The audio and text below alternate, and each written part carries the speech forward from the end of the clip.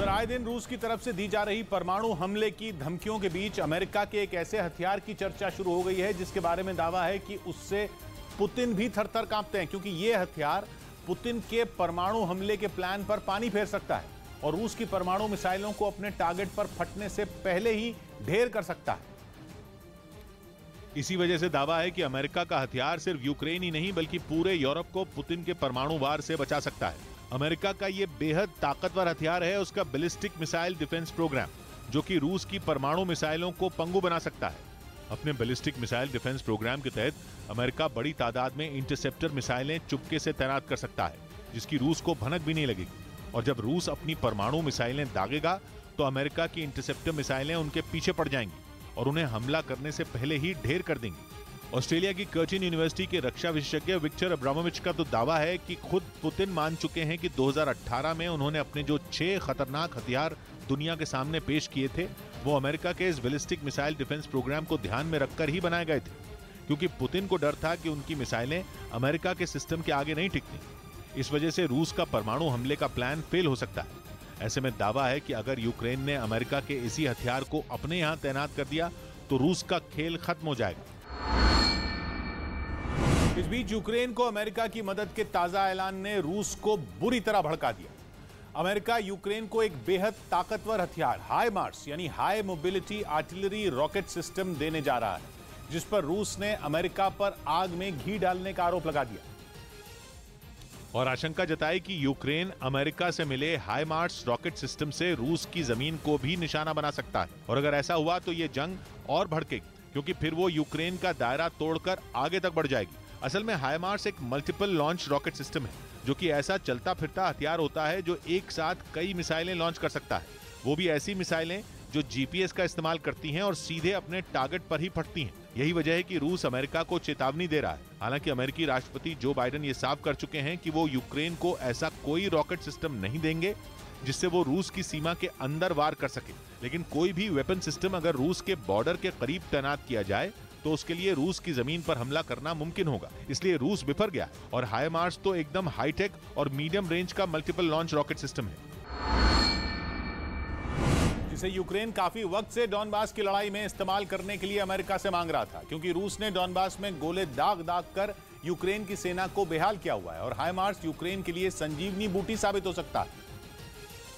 वैसे रूस और यूक्रेन दोनों ही अब भी multiple launch rocket system operate कर रहे हैं, लेकिन हाईमार्स की बात अलग है, क्योंकि अब तक की जंग में यूक्रेन की तरफ से इस्तेमाल किए जा रहे रॉकेट सिस्टम के मुकाबले हाईमार्स की रेंज भी ज्यादा है और उसका निशाना भी ज्यादा सटीक है। अमेरिका जो रॉकेट सिस्टम यूक्रेन को देने जा रहा है उसकी रेंज 80 किलोमीटर है, यानी हाईमार्स चलाकर यूक्रेन 80 किलोमीटर की दूरी पर मौजूद रूस के ठिकानों को उड़ा सकेगा। इससे यूक्रेन की स्ट्राइक रेंज बढ़ जाएगी, क्योंकि जंग के मैदान में रूस की सेना जहां तैनात है, यूक्रेन उस लाइन से भी आगे तक रूस पर वार कर सकेगा। लेकिन रूस की तोप के गोलों के लिए हाईमार्स का शिकार करना मुश्किल होगा। इसी वजह से रक्षा विशेषज्ञ डॉनबास की जंग में हाईमार्स को गेम चेंजर मान रहे हैं। यूक्रेन ने एक वीडियो जारी किया जिसमें खैरसोन में उसके सैनिक रूस के हथियारों से भरे एक ट्रक को निशाना बनाते दिखाई दिए। बताया गया कि यह हमला यूक्रेन ने एंटी टैंक मिसाइल से किया, जिसके निशाने पर मौजूद रूस के एक ट्रक में कई खतरनाक हथियार थे। टारगेट सेट होते ही यूक्रेन के सैनिकों ने मिसाइल दागी, जिसके बाद लाल रंग की एक रोशनी हवा की रफ्तार से रूसी ट्रक की तरफ बढ़ी। जब तक रूसी सैनिक इसका अंदाजा लगा पाते, उनके ट्रक पर जोरदार धमाका हुआ।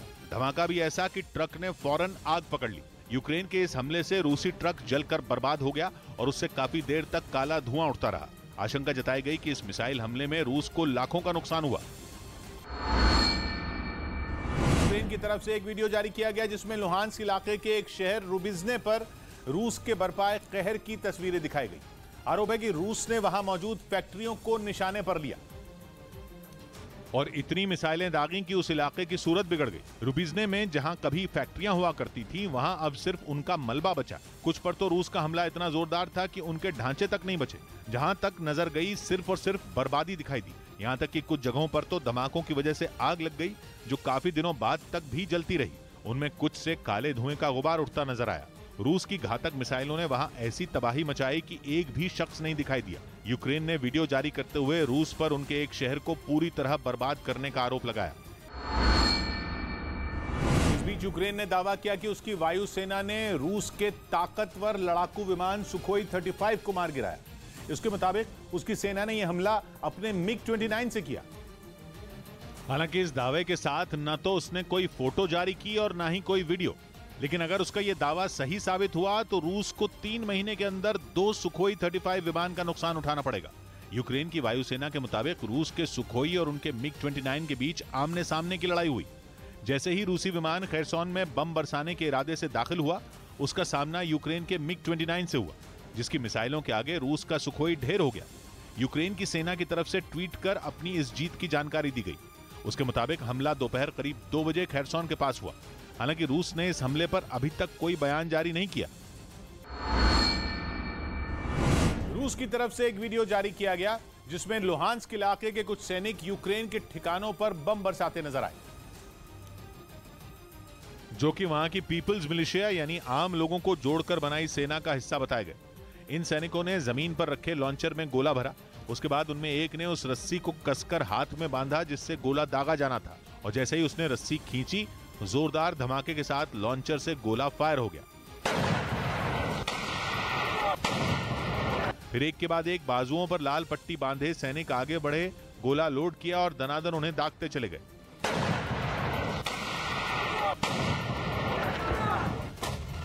रूस ने दावा किया कि इस हमले में यूक्रेन के कम से कम 23 सैनिक मारे गए। इसके अलावा उसे 3 टैंक और 4 बख्तरबंद गाड़ियों का नुकसान भी झेलना पड़ा। उधर पुतिन की धमकी से घबराए पोलैंड ने दक्षिण कोरिया से उसे जल्द से जल्द हथियार भेजने की मांग कर दी, क्योंकि पोलैंड जंग की शुरुआत से ही यूक्रेन की मदद कर रहा है, जिसकी वजह से उसे रूस से लगातार हमले की धमकियां मिल रही हैं। जिससे निपटने के लिए पोलैंड अपनी तरफ से पहले से तैयार रहना चाहता है। यही वजह रही कि पोलैंड के रक्षा मंत्री सोल दौरे के दौरान दक्षिण कोरिया के सामने अपनी बात रखने से नहीं हिचकिचाए। उन्होंने साफ साफ कह दिया कि रूस कभी भी उस पर हमला कर सकता है, जिससे निपटने के लिए उसे हथियारों की जरूरत पड़ेगी। इसलिए पोलैंड के रक्षा मंत्री ने दक्षिण कोरिया से हथियारों की सप्लाई जल्द करने की मांग की। हालांकि नेटो देश पोलैंड लगातार अपने पड़ोसी देश यूक्रेन को रूस के खिलाफ लड़ने के लिए हथियारों की सप्लाई कर रहा है, ताकि यूक्रेन पर बना खतरा टल जाए और उसके ऊपर भी मंडरा रहे खौफ के बादल छट जाएं। अगर पोलैंड को वक्त से पहले दक्षिण कोरिया हाईटेक हथियारों की सप्लाई कर देता है तो पोलैंड की आर्मी मजबूत हो जाएगी और उसे पुतिन को जवाब देने में ज्यादा सोचना नहीं पड़ेगा। लेकिन फिलहाल उसे दक्षिण कोरिया के सामने जल्दी हथियार भेजने की मांग इसलिए रखनी पड़ी क्योंकि अभी उसकी पूर्वी सीमा पर जंग जारी है, और इसी वजह से पोलैंड रूस को ऐसा कोई मौका नहीं देना चाहता जिससे पुतिन की सेना उस पर हावी हो जाए। इसीलिए पोलैंड ने दक्षिण कोरिया से नई तकनीक से लैस तोपखाने और कुछ बख्तरबंद गाड़ियों को जल्द सप्लाई करने की मांग की। इस बीच दक्षिण कोरिया ने उसे K2 मशीन गन भेजने का फैसला कर लिया, और इसका ऐलान पोलैंड के रक्षा मंत्री की सोल यात्रा के ठीक बाद हुआ। दोनों के बीच हुए समझौते के मुताबिक दक्षिण कोरिया को पोलैंड को बख्तरबंद गाड़ियों के अलावा टैंक और जंग में इस्तेमाल होने वाले दूसरे हथियार भी सप्लाई करने हैं, जो पोलैंड चाहता है कि उसे जल्दी मिल जाए ताकि वो रूस को जंग में खदेड़ सके। इस बीच दावा किया गया कि जर्मनी यूक्रेन के साथ हथियारों की सप्लाई को लेकर डबल गेम खेल रहा है। आरोप है कि जर्मनी केवल दिखावे के लिए ज़ेलेंस्की को हथियारों की मदद भेजने का ऐलान करता है,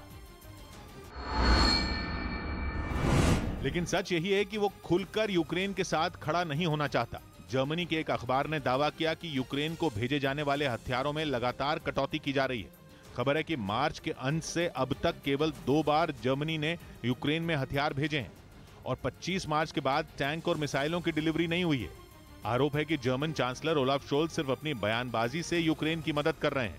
हालांकि इन दावों को शोल्ज ने पूरी तरह गलत बताया और उन्होंने यूक्रेन को हथियार भेजने का फिर ऐलान किया।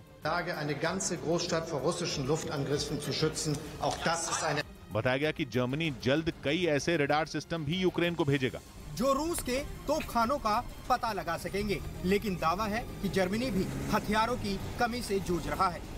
खबर है कि उसने पोलैंड को 240 T-72 टैंक देने का वादा किया था, लेकिन वो अपनी बात से पलट गया। उधर खबर है कि रूस की परमाणु फोर्स ने युद्ध अभ्यास शुरू कर दिया है। रूस की न्यूज एजेंसी इंटरफैक्स ने दावा किया है कि रूस की परमाणु फोर्स उसके पश्चिम में मौजूद इवानवा प्रांत में ड्रिल कर रही है, जिसमें करीब 1000 सैनिक हिस्सा ले रहे हैं। बताया गया कि इस ड्रिल में रूस की Yars intercontinental ballistic missile launcher के साथ भी प्रैक्टिस की जा रही है। रूस की परमाणु फोर्स की इस एक्सरसाइज की टाइमिंग तो अहम है ही, वो रूस के पश्चिम में जिस इवानवा प्रांत में हो रही है वो भी अहम है, क्योंकि रूस के पश्चिम में ही यूक्रेन है, जहां के पूर्व में रूस ने भयानक जंग छिड़ी हुई है।